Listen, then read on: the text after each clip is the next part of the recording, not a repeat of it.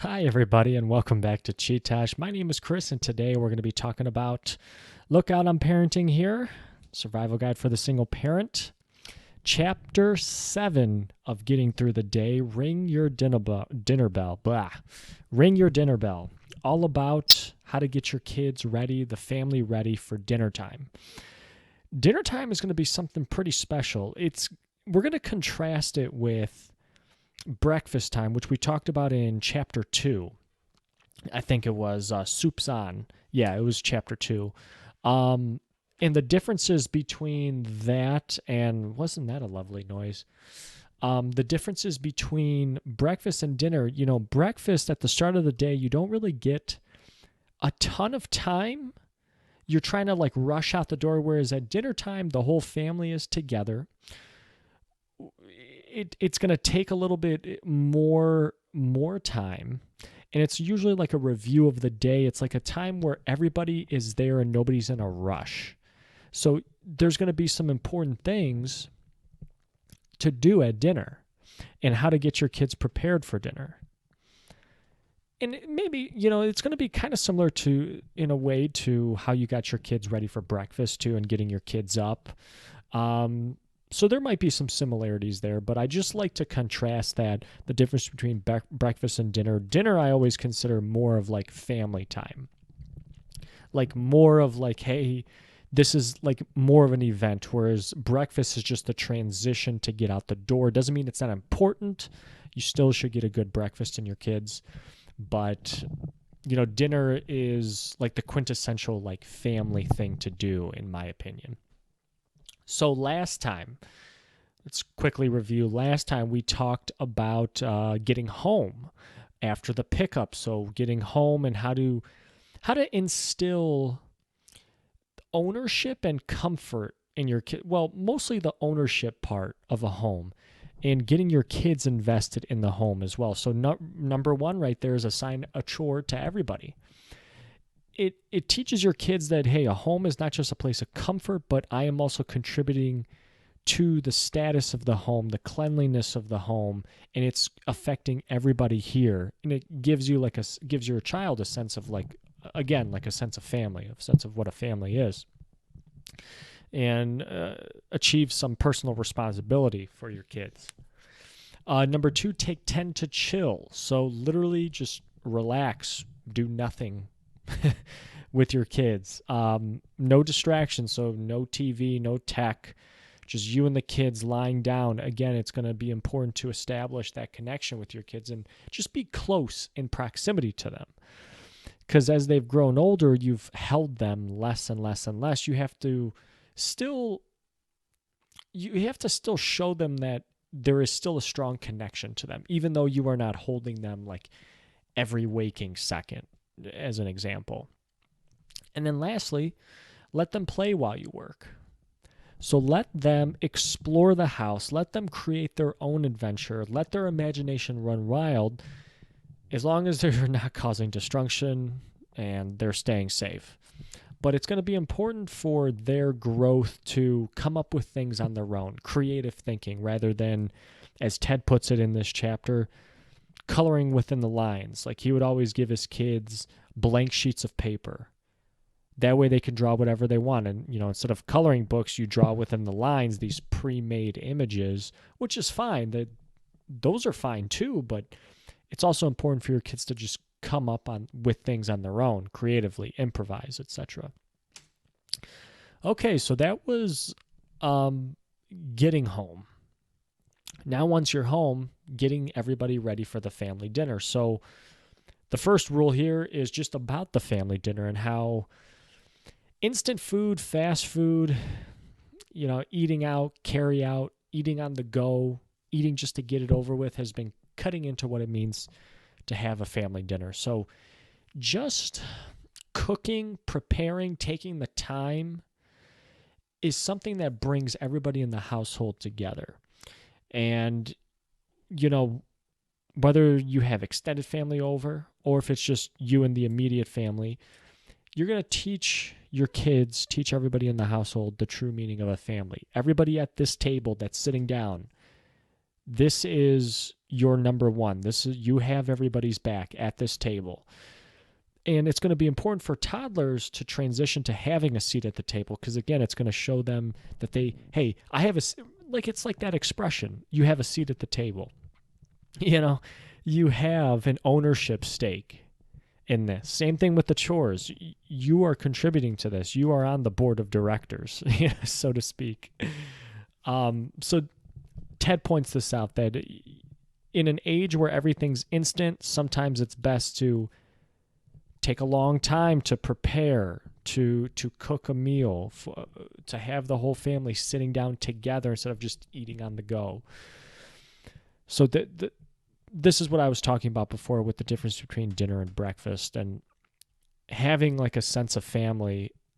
Dinner is like the quintessential like thing that a family does, in my opinion. So that was like the first point he brought up. The second bullet point here, second rule, do not snack your dinner into oblivion. I'm definitely guilty of this. The first key to a successful meal is to invite willing and eager participants, says Ted.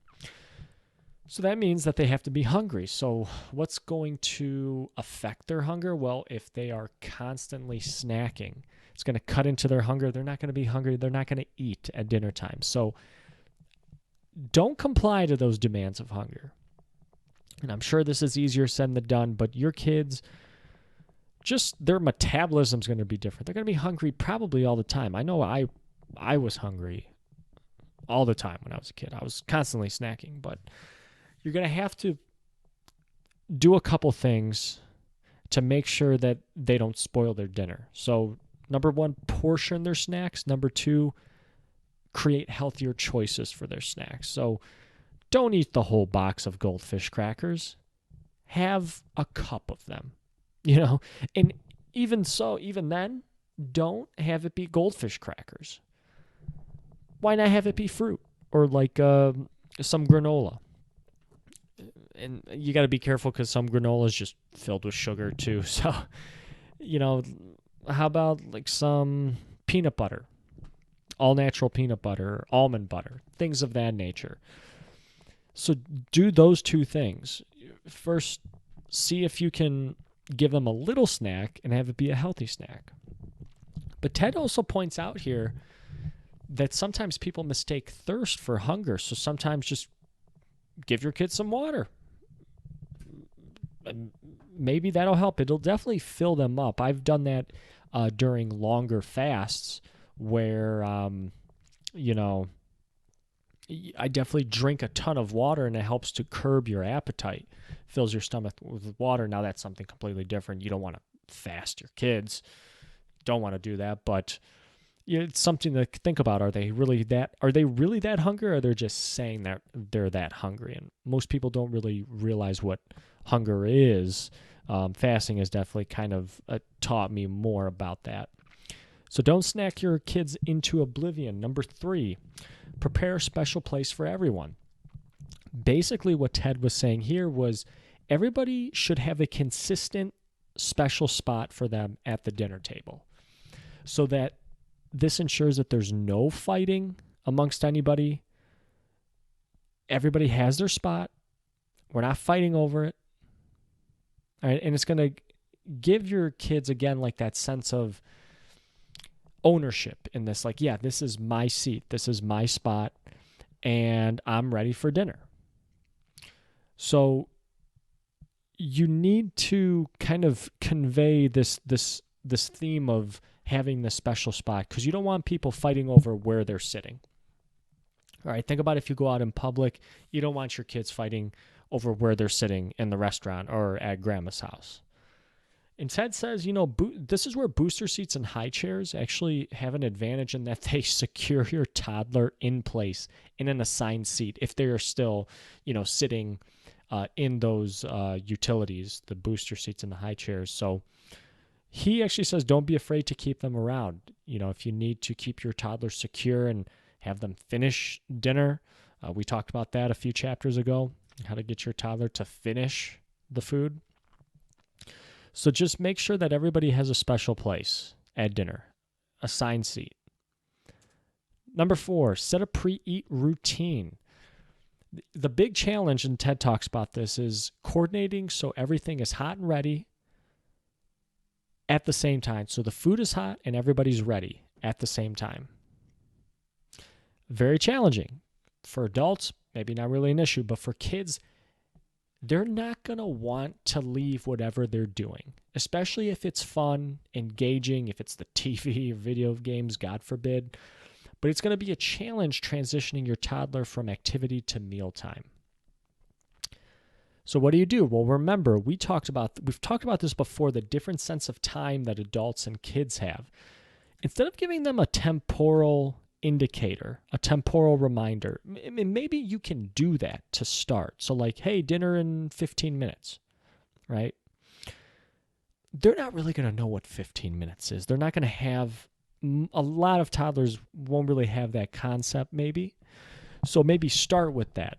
Hey, dinner in 15 minutes. Then after 10 minutes, use a physical indicator, like tell them to, hey, wash their hands.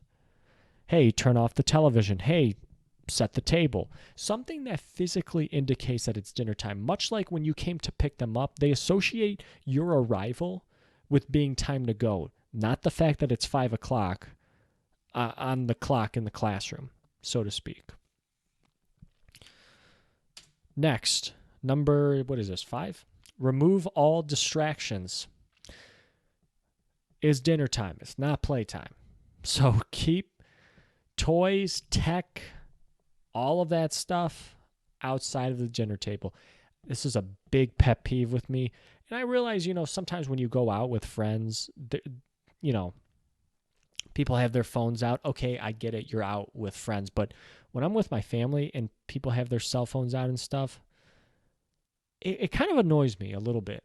And I don't like to do it either, because to me, by having my cell phone out, I'm telling everybody else at that dinner table that they are not as important as what's on my phone right now. And I get it. Some people like, oh, let me show you this picture, da da da da da. I get it. But couldn't I wait until after dinner? I'm just saying. And maybe I sound like a hypocrite here because I watch podcasts and YouTube shows, other YouTube channels during dinner time. So, maybe I'm a hypocrite, but I am, it's just me here. So if I had a guest, I probably wouldn't be doing that. So the goal here is to finish the dinner. Anything that distracts from that, it's going to just make dinner a lot longer. And who knows, maybe your kids won't even finish the meal. Then they go snack. They're hungry later, and then they're craving snacks. So keep the distractions away and just focus on dinner. Yes. Last one here. Make it special. Make dinner special. I get it that this isn't Top Chef. Maybe you're not a spectacular cook like Gordon Ramsay. I know I'm not. But a little bit of effort in making the presentation of the food special, Ted says here, will go a long way. And I think it does. I mean, I definitely remember when, for example, Ted writes, making pancakes in crazy shapes.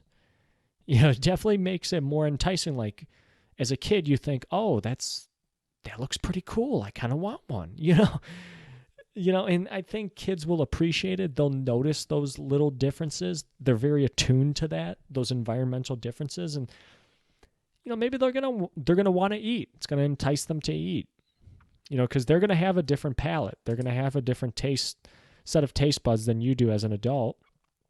So, hey, if you can't change the taste too much, you can try. But if changing the taste only gets you so far, well, try changing the shape, try changing the presentation, try changing the color of the plates, the utensils you use, make the napkin in a weird shape, just anything simple like that to make dinner special. I think, and as Ted states, I think will go a long way.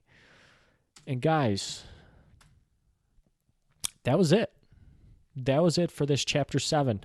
We are very close to the end of getting through the day. I think we only have like 2 more chapters left of this. Next week, we're going to talk about perfecting the magic act of dinner, all about how to make food disappear and reappear in your kid's stomach. So more challenges to come. It's never easy, is it, when you have kids? And I'm sure someday I'll find that out. But guys, thank you so much for listening. If you have any questions, please leave them in the comments below. Thank you so much. We're just going to keep growing and growing. Big things coming, guys. Thank you very much. Check out the blog. My name is Chris. This has been Chee-Tash. Take care.